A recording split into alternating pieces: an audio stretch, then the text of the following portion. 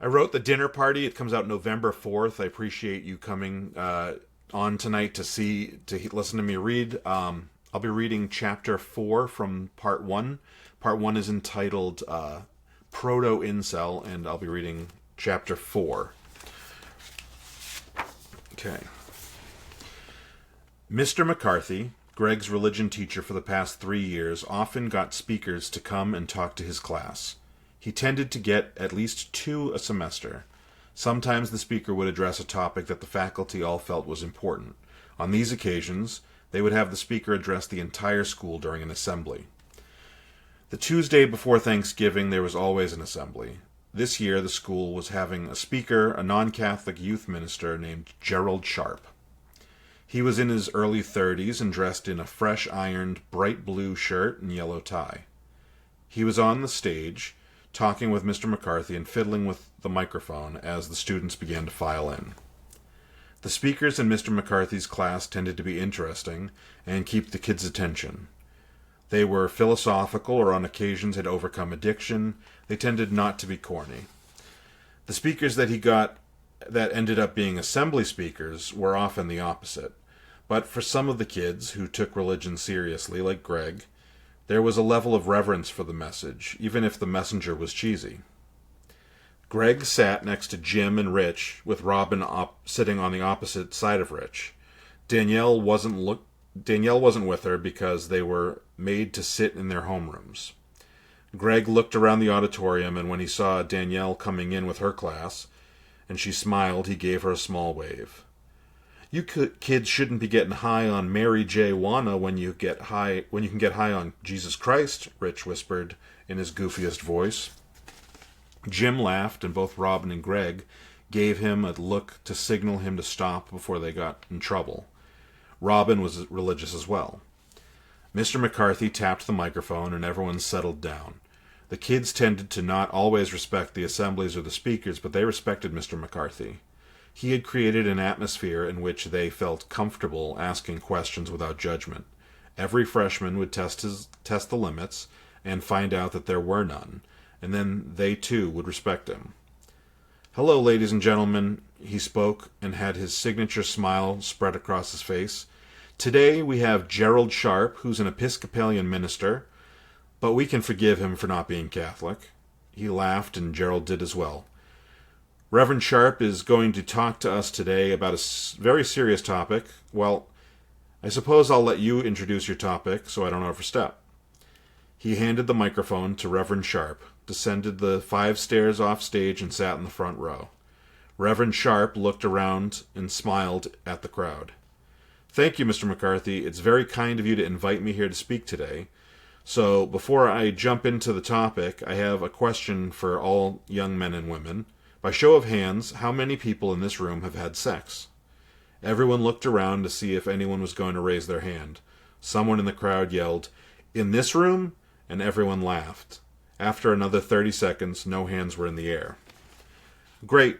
That was my hope, to get to speak to a room full of pure kids who haven't had sex yet." He spoke in a tongue-in-cheek tone, as he was not naive to think that in a room with 400 high schoolers that none of them had had sex yet. Behind the podium, he had a glass of water, and he picked it up. The glass was crystal clear, as was the water. He put the glass to his lips and filled his mouth with as much of the water as he could. Then he tilted the glass back into its upright position and carefully let the water fall out of his mouth back into the glass. "Does anyone want to drink from this glass?" he asked the audience with confidence. There was a murmur of disgust, and kids shook their head. Greg didn't like germs in general, and this seemed even grosser to him.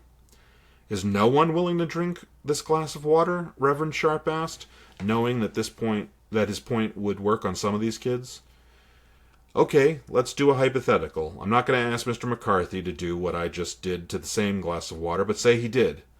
Say he did it. Would that make you more or less likely to want to drink from this glass of water?" He raised his eyebrows in rehearsed curiosity. "Less," the kids murmured. "Then say after he was done letting the water run back from his mouth into the glass, we got a third person to do it. Would you be even less likely?" "Yes," they responded. He pulled a second glass from the podium, nearly identical to the first. Now, who, if thirsty, would want to drink from this glass? Several kids, Greg included, raised their hands. Greg hoped that he wasn't going to actually ask them to, that it was still a hypothetical. Now, the two glasses look basically the same, and if I were to mix them up behind my back, you may not be able to tell which is which, right? The kids nodded. But the point is that we know this one is used and dirty. He raised the first glass in his left hand. And this one is clean and pure, even if they look the same. When you have sex with someone, you are filled with them. They've left an imprint on you, and you may not look any different, but you're no longer clean. And this gets more true with every person you have sex with. Jesus fucking Christ, Jim muttered under his breath. Now, for me, to go back and drink my original glass, he takes a big gulp from the first glass, isn't a big deal. This glass has only had my imprint on it. That's fine. That's essentially like sex within marriage. But if one of you had done what I did to one of these glasses, I would not want to drink that dirty water. What if I really want lemonade and you've backwashed some lemon juice into my water? Could I just mix a bit of sugar and some ice in? Greg looked up, but before he found the source of the voice, he knew it was Caleb. Caleb was a stereotypical bad kid and had been suspended twice since they began high school. I didn't see who asked that. I'd like to address you directly. He had dealt with kids yelling up comments before, and they were always too scared to stand up and show themselves when confronted. He had not, however, dealt with Caleb Sullivan. Caleb stood up and stared back at Reverend Sharp. For Reverend Sharp, this was a first, but for Caleb, it was not.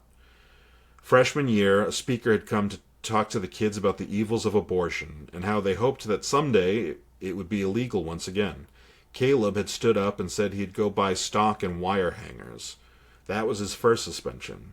His second suspension came when they had a speaker come to talk about the importance of keeping gay people from getting civil unions. His response that time had been to ask why the speaker cared so much about butt fucking if he himself didn't like butt fucking. It had taken a lot of promises from his parents to make that only a suspension and not an expulsion. The juniors and seniors who had witnessed the first two responses knew that there was a high likelihood of Caleb being expelled this time. They watched, unsure what to do about it. So if I understand correctly, you asked about lemonade, Reverend Sharp said, unsure of how to handle the delinquent, but standing his ground. Caleb was about 5 foot 9 inches tall and chubby. He did not have a physically imposing stature. It was his willingness to stand up to anything and the quickness with which he could come up with a comeback that made him formidable. Yes, it's just that water in this metaphor seems to be a stand-in for vanilla missionary position sex within a marriage, and that the implication is that it is the perfect glass of water for everyone. Mr. McCarthy shot a warning look over at Caleb. He understood Caleb and had given him a much wider berth than other teachers, but in front of the whole school, in front of Principal Doherty, he couldn't allow him to go as far as he might in the class. It's just that this prescriptive attitude towards sex, especially when it denies human nature. Mr. Sullivan, that is enough. Come with me. Mr. Doherty was standing in the back of the auditorium. With his booming voice, not even Reverend Sharp with his microphone could rival him for volume. Mr. Doherty, I'm not trying to be disrespectful. I'm genuinely trying to understand this offensive metaphor. Does my own belief system not matter? Mr. Sullivan, if you have questions for the Reverend Sharp, you could present them in the question portion of the presentation. If your point is to be combative, they should have been in private. This is inappropriate.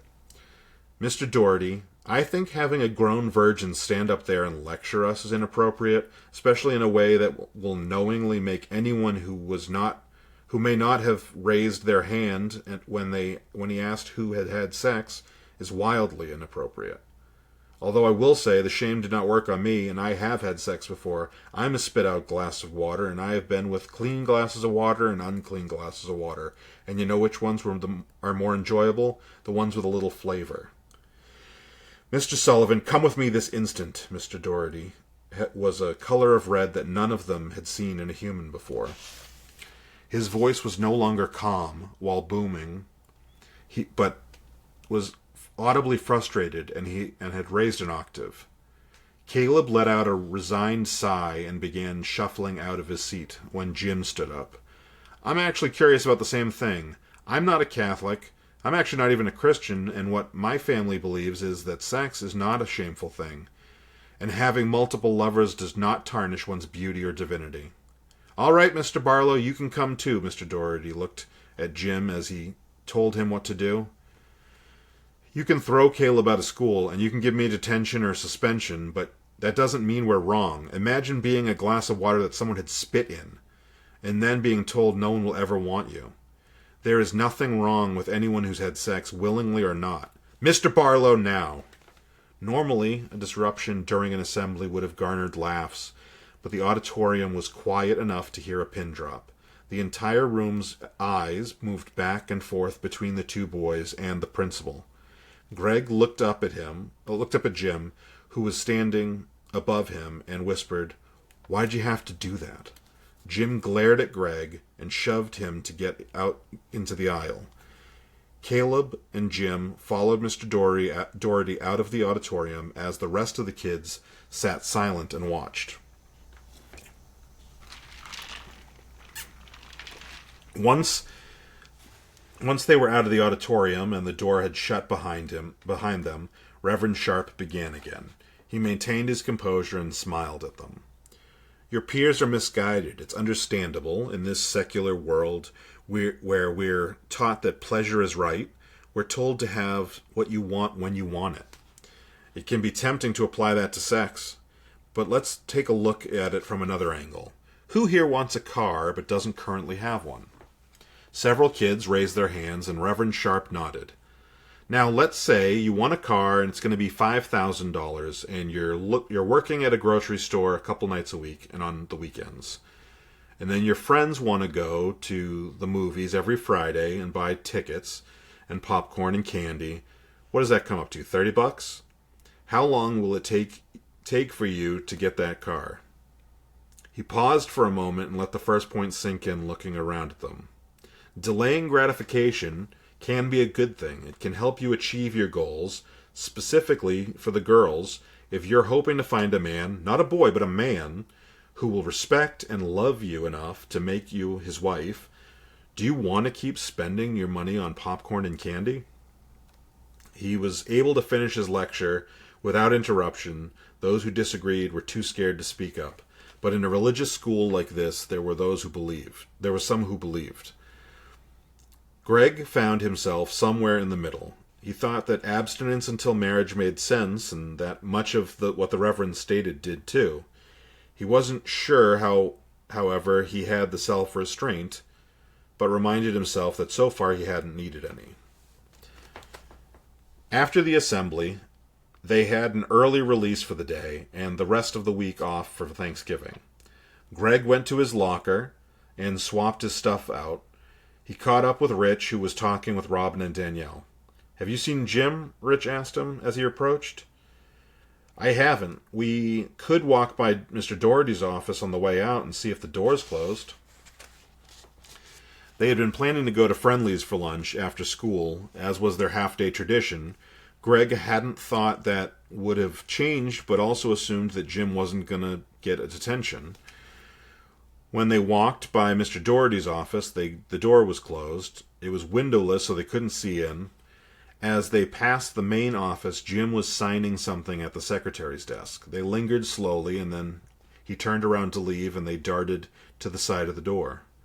"What happened?" Rich asked him as he turned the corner into the hallway where they were standing.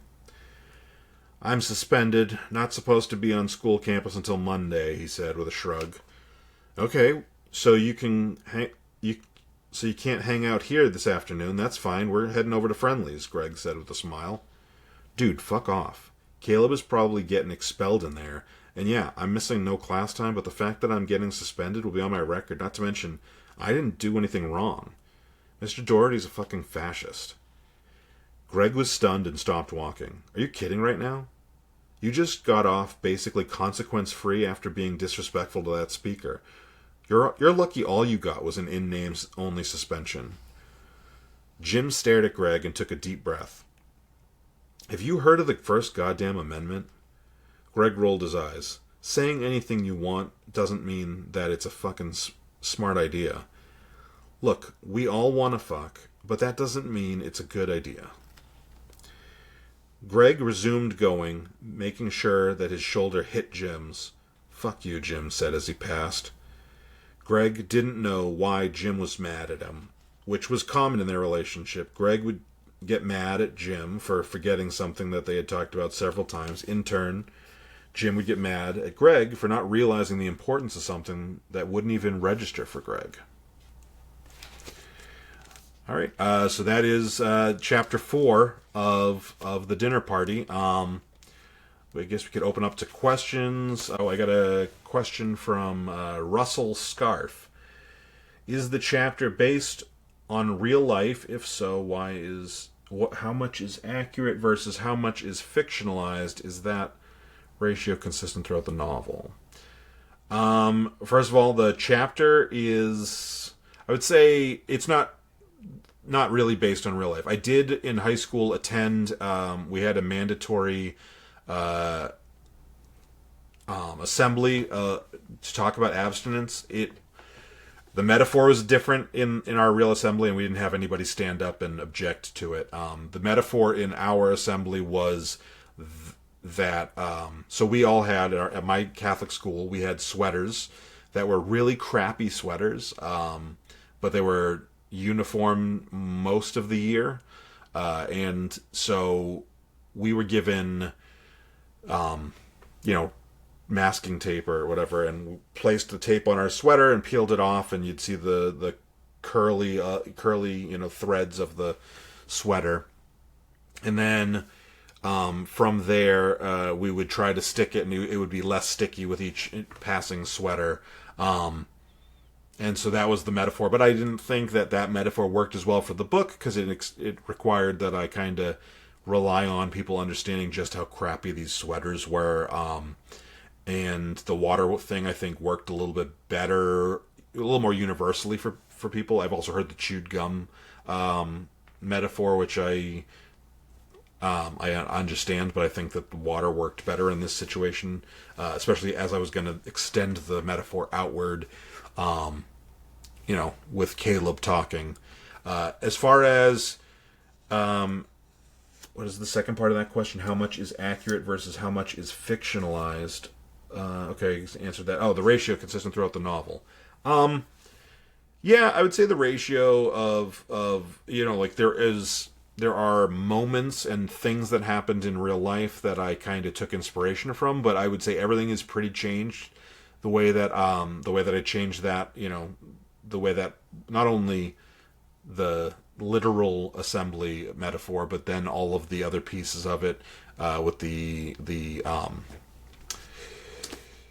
people objecting, Caleb objecting, Jim objecting, that didn't happen. There's lots of that where it is different in that way.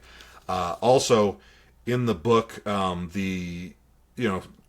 it's about Greg's sexual and emotional maturity and his relationships, and so a lot of that is taken from things that I've seen in real life, but I changed them drastically to make them fit for Greg, and also the dinner party, which is part 4, I think, of the book, is where we get to see Greg kind of gets ambushed by some of his exes and has to face them at a dinner party where he and his fiance are hear about his misdeeds and his and what he's done, or in their eyes.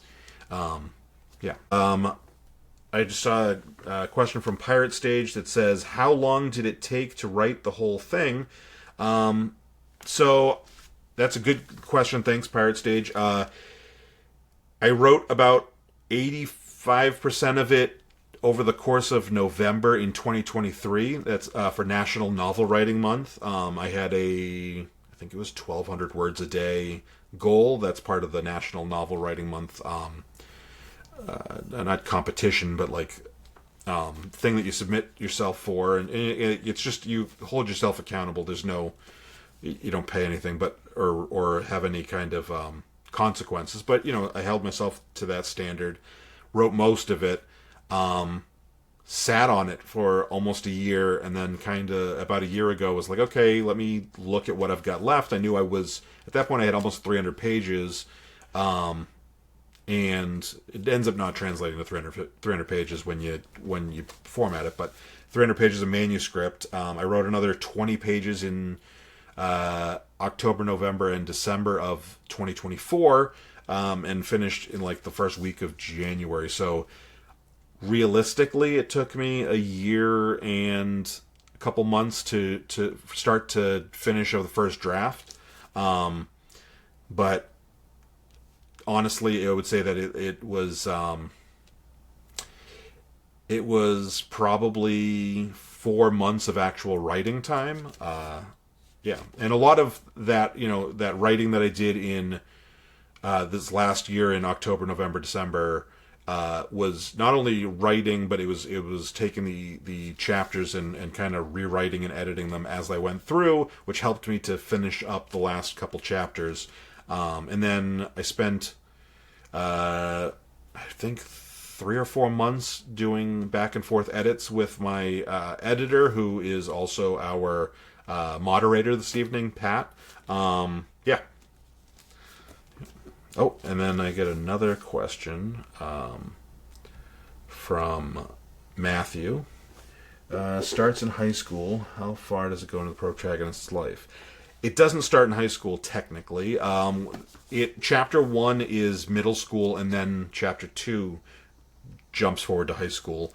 By the end of the book, Greg is about 35, but there's a lot that gets kind of fast forwarded through, so we see him. The big periods are we see him in high school, we see him at around 30 for a good portion, and then we kind of see a bit of his late teens, early 20s, that college age, and then we see the dinner party part takes place around the age of 34, 35. I don't specifically define that in the book. I'm sorry, I should have mentioned this earlier on, but chapter 1 is available for free download at michaelchristophercole.com. It's on the front page. It's not a situation where you have to give me an email address or anything. It actually is completely free. I've had 90 people download copies of the first chapter, and I don't know who any of you are. So it is anonymous. There's none of this, getting on a list kind of stuff. I don't know who any of those people are. I just know that 90 of them have been downloaded.